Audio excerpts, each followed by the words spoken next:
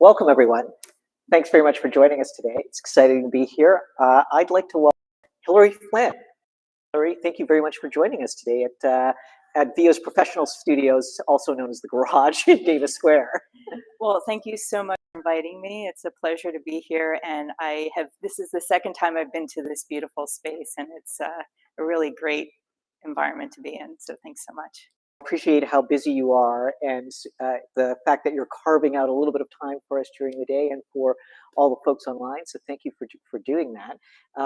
For those who don't know, Hilary is Managing Director of Investments at MassCEC. And we're going to talk today a little bit about policy, investment, and climate. So first, you've had an amazing career.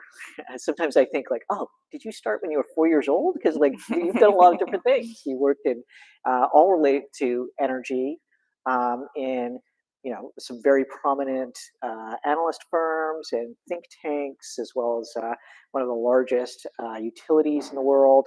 How did you get started in energy? Why energy? Why is that the thing? You decided to focus your energy on.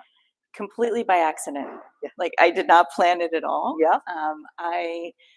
So going back to graduate school, actually, I applied to a couple different graduate schools to study climate. Yeah. And I know we talk about, we don't ever want to say how many years, but it was early 2000s. Yeah. And I was really interested in how climate affected agriculture. Oh, yeah. And so I applied to some schools that were prominent in agriculture. And I also I figured, well, if I'm going to study agriculture, I should study a crop that I like. So I studied wine grapes, which had great side benefits. I can imagine. It's like, how does this impact the taste of the wine? Yeah, right? That's exactly what I was studying, was how different environmental factors affect the quality and the taste of the wine. So you have just impacted the course of the nation here. Students all over America are now saying, I can study that? You can, yes.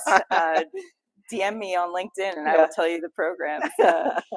But, it was a lot of fun and I enjoyed it. But what happened was I had taken a course with a wonderful professor named Andy Ford, and he was applying system dynamics, computer simulation modeling to environmental issues. And I just really loved the class.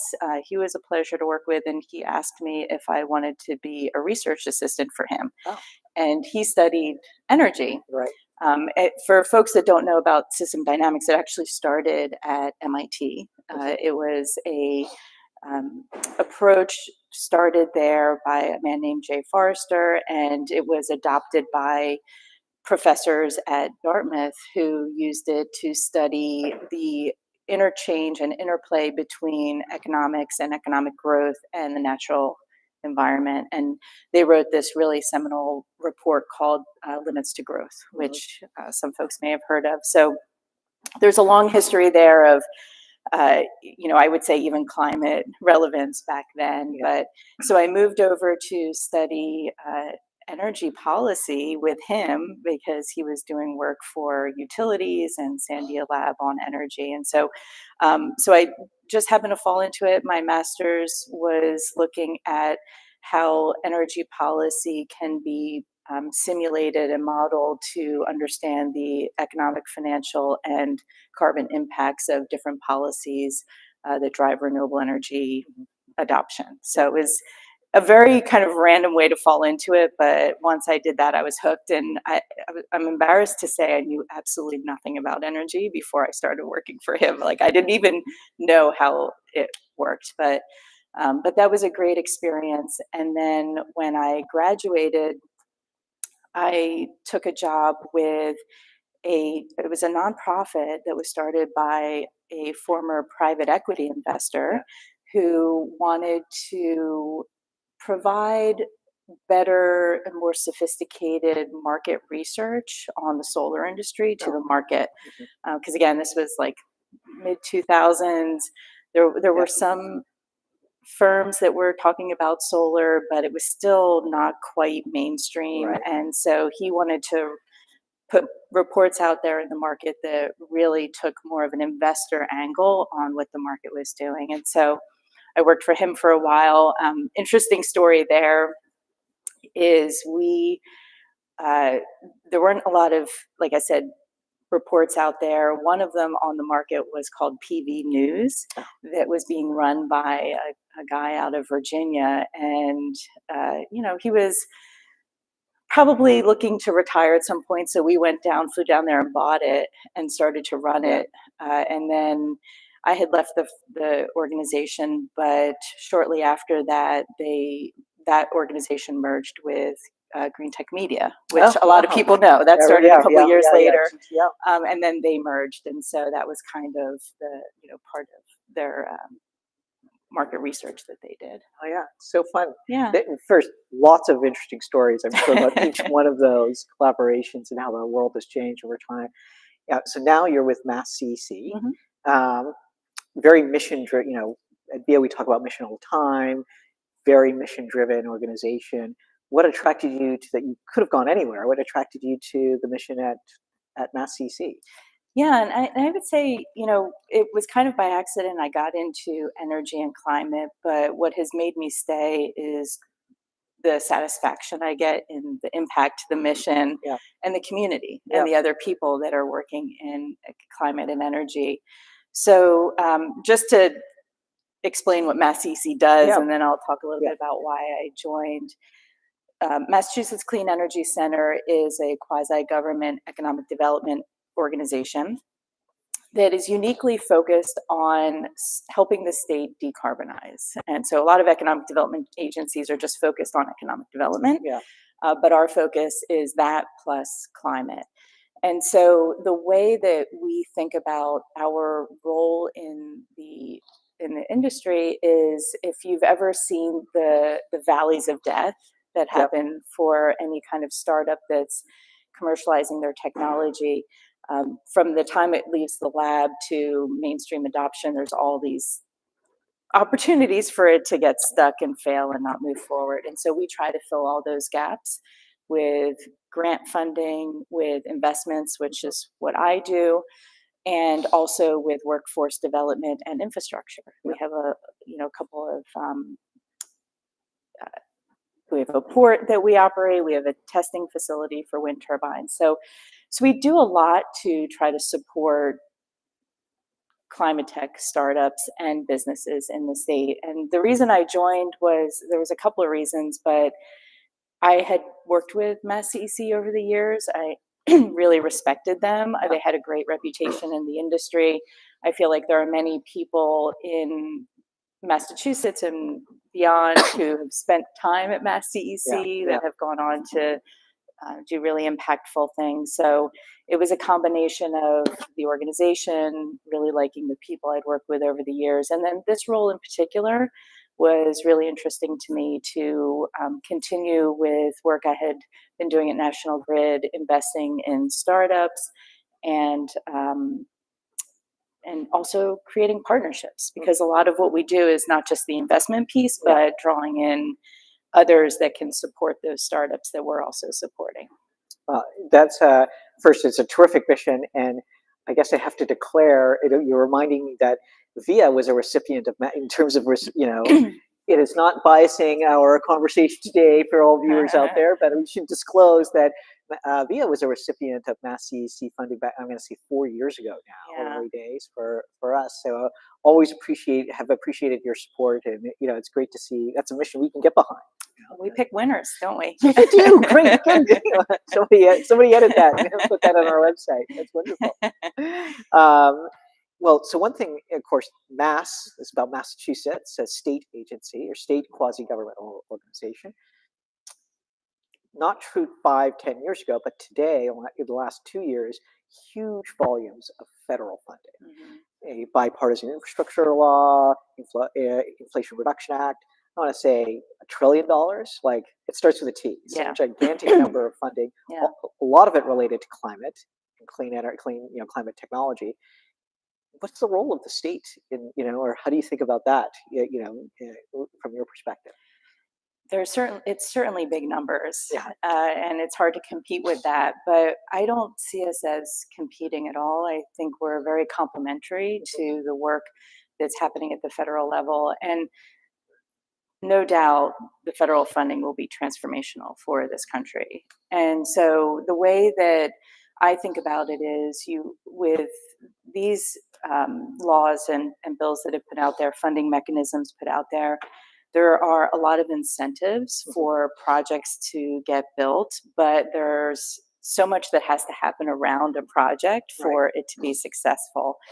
And many of the things required are things that we do really well. So some of those things include innovation, workforce development, education, and also supply chain. So I'll just give you some examples. So some of the incentives that people are really excited about are for heat pumps.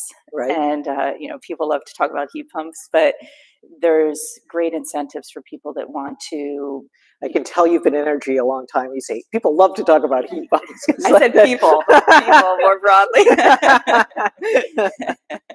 Exactly. Yes. The number of glasses of wine I've had where somebody's like, oh, let me tell you about my heat pump. Yes, indeed. But I think the reason something seemingly so boring is so interesting is because of the energy impact and energy efficiency impact, that potential that they have. So for a lot of these, decarbonization goals to come to fruition, we need a lot more innovation. And so if you think about heat pumps and incentives for that, one Massachusetts-based company that we have provided grant funding to is called Altus Thermal. And they have a smart heat pump-based hot water heater. And so it can basically figure out, based on learning people in the home when they use hot water, when it should, and what's going on in the grid and prices and all that, when to heat up the water. And so you can not only have a more efficient heat, boiler and hot water heater, but it can really help you save money too, because it's heating at the right time. So I think that's a really innovative approach that we helped fund the prototyping of that technology, and also a pilot project right now.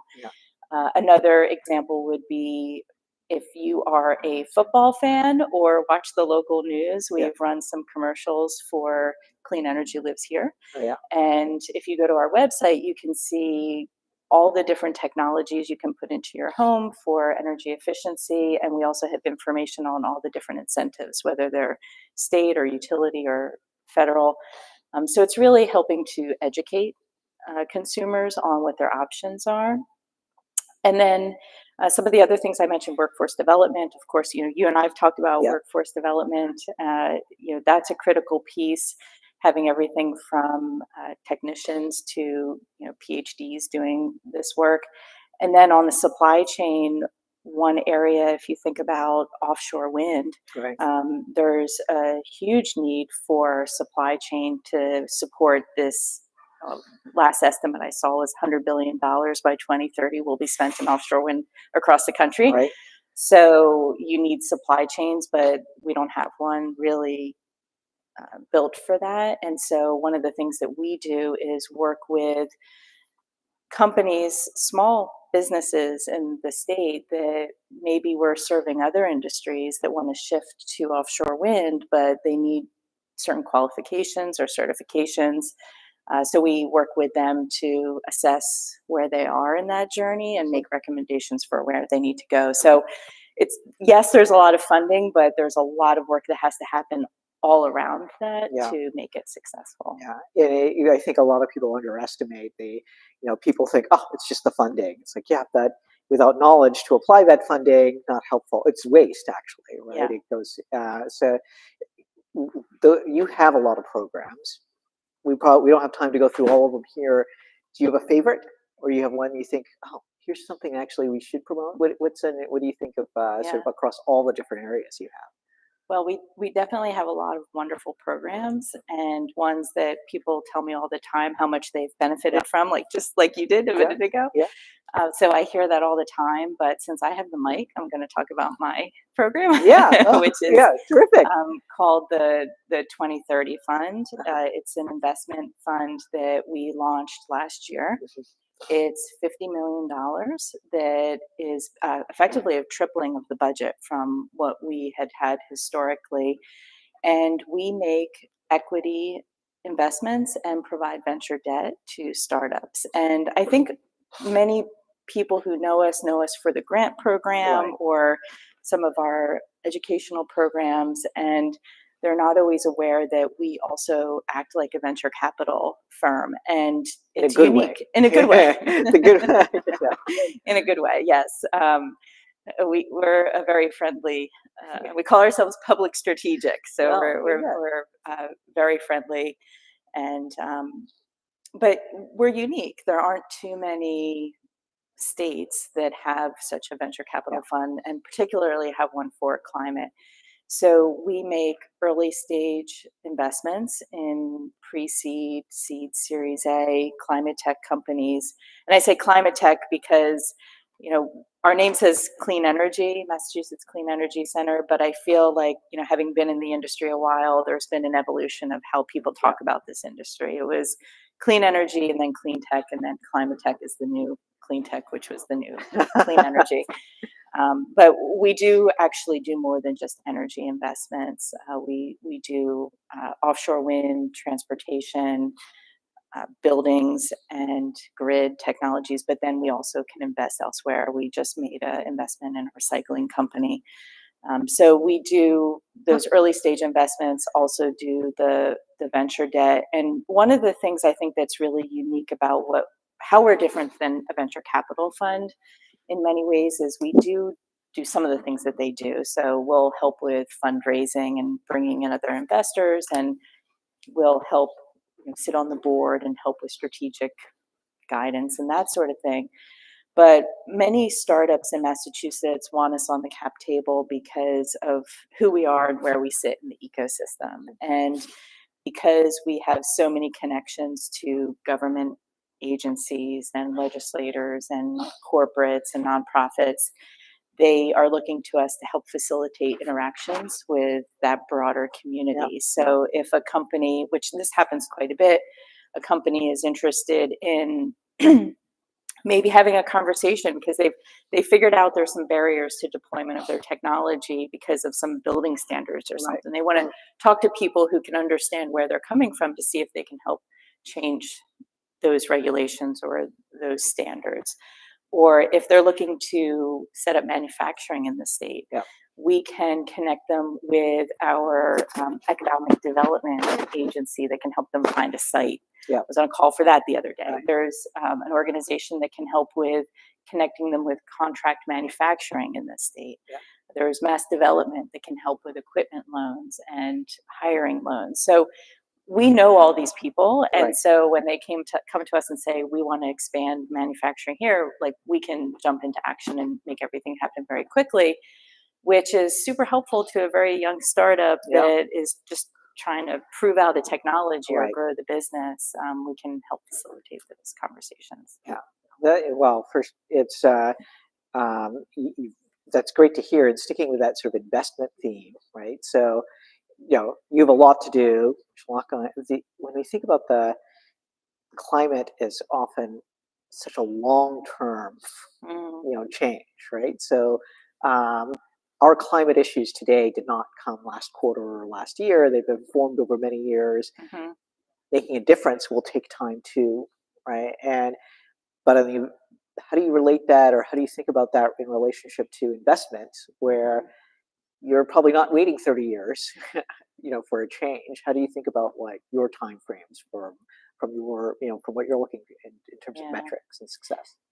I mean, I think you definitely have to be more patient and expect that it's not going to be 2 or 3 years to an exit, but 10 years or more from, early stage through either an IPO, which is a little unusual for climate tech company. It certainly happens. We definitely had one of our portfolio companies IPO a couple years ago. But M&A is more likely, but it still takes a long time. And I think especially in climate, what software is hugely important, but maybe more than some other industries, hardware is also critical, and they go together. And so if you do have hardware or tough tech, as we say a lot of times in Boston, that's funny. That it takes a long time to prove out the technology, and you have to have the patience. I think so. That's how we think of it. It's like really you're in it for a very long time. It's a lot of hard work, which all startups are hard work, but it's a lot of disparate entities and stakeholders that have to play in, because you're thinking not only is it the technology, but many times you have incumbent infrastructure and companies and technology that you have to either displace or work with, and building relationships with those entities. Sometimes it is a change in regulation or law to have it be implemented. I think that's one of the great things about Boston, more generally the greater Boston, and I should say all of Massachusetts, and maybe beyond Massachusetts, although I usually frame things in terms of Massachusetts. That we have a lot of investors here and people here who just understand that better than maybe you would get in the Bay Area, where they know software really well, but here we know hardware in climate tech really well. And so I've seen companies that move here from other very desirable places to live, and we'll deal with our winters because of the ecosystem here and how strong it is and how much it knows what it takes to implement this kind of technology. Well, first, that's good. That's it's heartening to hear, right? Because we used to talk about how Facebook and Dropbox were both, Harvard and MIT startups that moved out west. It's nice to see. Oh yeah, we've got something here, right, to keep people in town. Absolutely. And of course, and it's funny. It's related to climate, where it's not the sunny, it's the other kind of climate. And it's wonderful to hear. Also, I can see the value proposition you're talking about, because of the climate more than almost anything else is related to everything we do, and therefore government and all of the connections you bring. So so lots of great things. I'm going to ask, it's good that you have this long-term view. How do you measure success then shorter term, right? This quarter or this year, because you can't say, oh yeah, see you in 10 years. How do you know people are making progress in the meantime? Or are there things you look for? Well, I think we look for similar things to other VC firms. So how are the valuations going? Are, from one round to another, are they going up? It's always hard when it's a difficult market, because it's very cyclical. And so that's not always a great indication, because there's external factors. But certainly looking for the companies to be advancing the technology, growing the team, expanding operations, all of that. I think those are the typical things that VCs look for. We also look for and report to our board on an annual basis things like how many jobs were created by the company. We are an economic development organization, so we look at how many jobs were created. We look at the carbon impact of the work that's being done. And for very early stage companies, they're not really in the market yet. So, it takes a little while, but once they get going, we can start to quantify that. And certainly many of our portfolio companies, we can quantify the impact that they've had to date. And then the other thing that we look at, that I think anyone who has worked, I've only been with the team a little over a year and a half, but anyone who has worked in this team in its kind of legacy should be really proud of the fact of how much private capital this team has leveraged over time. If we look at how much money we've put in, it's a couple tens of millions over the past 10 years or so. In the investments we've made, those companies have been able to attract over $1 billion of private capital into their businesses. And I've not seen any numbers like that for any other economic development agency when it comes to like making an investment in a specific company and all of the money that they've been able to bring in. So that's another metric that we're really proud of. Those are great metrics. You mentioned workforce specifically. Like this is we're blessed in one way, but also it's tough in another, which is Massachusetts has one of the lowest unemployment rates in the United States, 2.5 something like percent or something like that. It's tough to find talent, and if you want companies to grow, technology doesn't create itself, right? We often say we have, like something you need people to kind of grow and invest into to make the technology work. How do you think about what can we be doing in that area, or how does MassCEC see that as in your environment? Yeah, we have a phenomenal workforce development team at MassCEC and have been given quite a lot of money to help specifically that issue is like, how do we grow the clean energy climate tech workforce in Massachusetts? That team came out with a report just over the summer that looked at where we are now and where we need to be to hit our climate goals. And right now we have a little over 100,000 people working in clean energy in Massachusetts. We need to increase that by 38,000 people.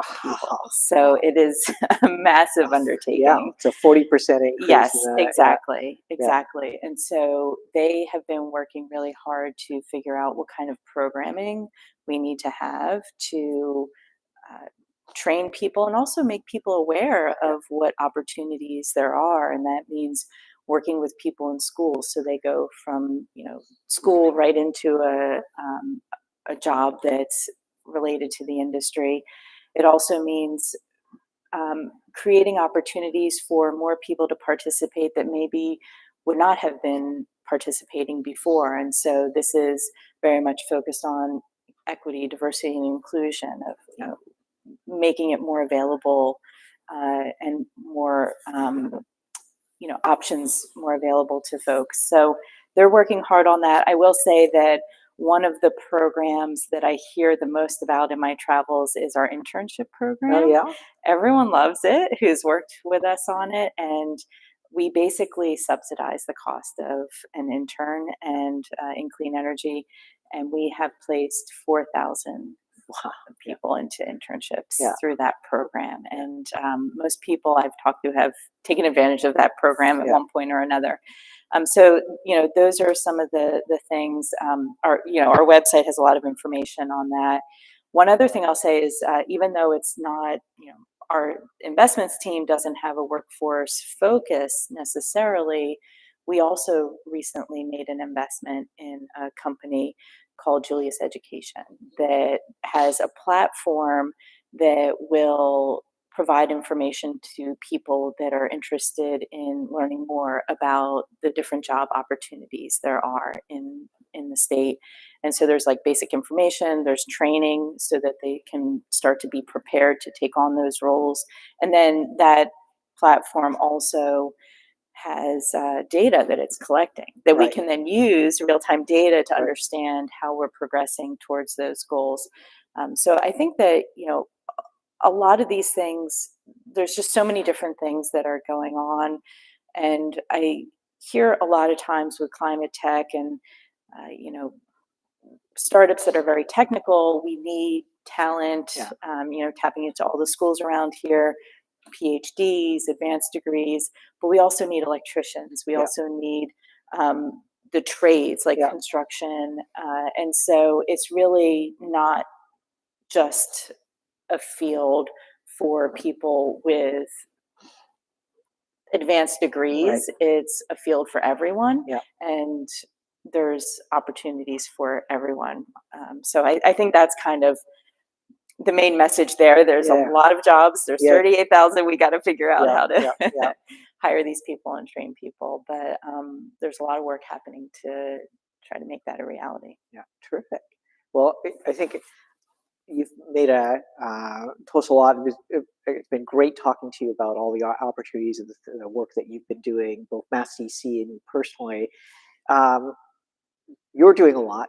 Do you have any advice? Put your board hat on for a second. Do you have any advice for businesses out there or the community about what can they do? What could a business do if they could do one thing? You can do two if you need, but one thing related to making an impact on climate. So, I mean, it's hard to say one thing, but it makes me think of something that happened many years ago with my sister, and then something that happened this morning. And I'll tie them together, or hope to. So many years ago, my sister has a small business, and she wanted to put a heat pump into her business, and got talked out of it by the contractor, who said, "You don't want one of those things. They don't really work that well," and talked her into something else. Because he just wasn't as familiar with it as some of the other technologies that he had used.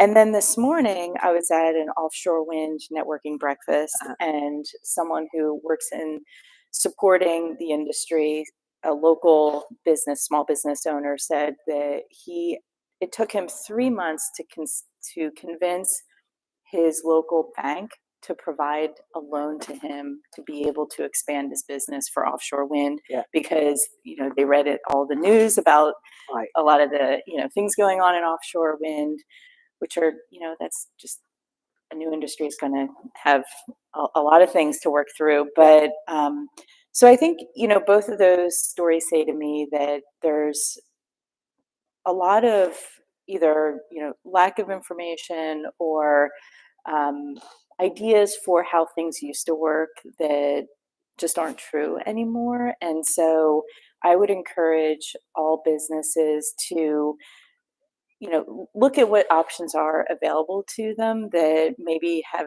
changed over time. And now heat pumps might work for you, or you might be leaving a lot of money on the table if you aren't willing to support companies that want to go into new industries in clean energy and climate. And I think that while there's maybe noise out there or a lack of information, the fundamental underlying momentum of so many of these climate tech related industries, technologies, businesses, it's so strong that if you aren't paying attention to it, you will either lose out on saving money or making money. And so I would just say, take a fresh look. There are organizations out there like ours that are more than willing to help navigate, because I know most people who don't work in energy don't want to talk about energy. So I get it. But there's just so much opportunity and so much money being invested that it's worth spending a little bit of time to get there. It sounds like at VIA we have a value resilience, right? Which is just you got to keep at things. If you really want to make a change, you have to keep at it. And it sounds like you got to. If someone says no, they can't do it, or it's not the right. Fine, keep going until you find the person who says yes. That's great advice. Perseverance sometimes. Exactly. Pays off. Well, thank you. You've spent a lot of time with us. Really appreciate you coming down and visiting us and spending the time with us. So thank you very much for making the effort today. And we really enjoyed hearing from you and speaking with you today. Thank you. Thank you. Absolutely my pleasure to be here. Thanks so much, Colin. Great. We're up.